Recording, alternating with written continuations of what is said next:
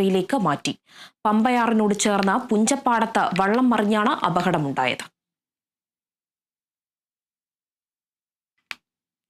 കനത്ത മഴയിൽ ചോർന്നൊലിച്ച Kasaragod railway station.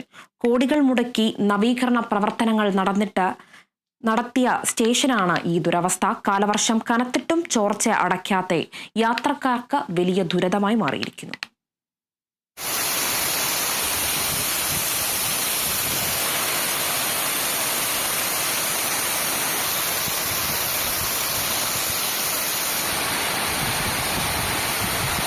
അമൃത് Bharat station പദ്ധതിയിൽ ഉൾപ്പെടുത്തി 24.53 കോടിയുടെ നവീകരണം നടക്കുന്ന സ്റ്റേഷനിലാണ് പ്ലാറ്റ്ഫോമിലെ മേൽക്കൂരയിൽ വലിയ ചോർച്ചകൾ ഉണ്ടായിരിക്കുന്നത്.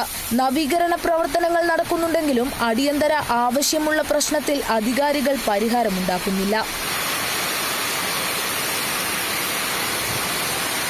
മേൽക്കൂരയിൽ പഴയ ഷീറ്റുകളോട് ചേർത്ത് പുതിയ ഷീറ്റുകൾ യോജിപ്പിച്ചാണ് നീളം വർദ്ധിപ്പിക്കുന്നത്.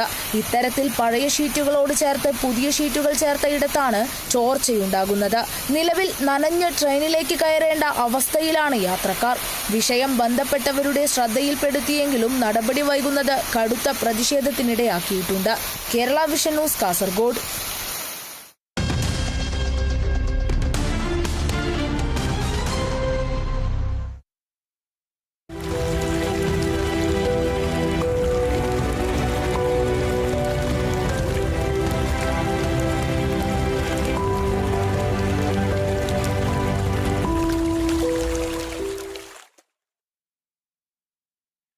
മുണ്ടക്കൈ ചൂരൽമല ഉരുൾപൊട്ടൽ ദുരിതത്തിന്റെ പുനരധിവാസ പ്രവർത്തനങ്ങളിലെ പോരായ്മ കാരണം തൊഴിൽ രഹിതരായി കഴിയേണ്ടി വരുന്നവർ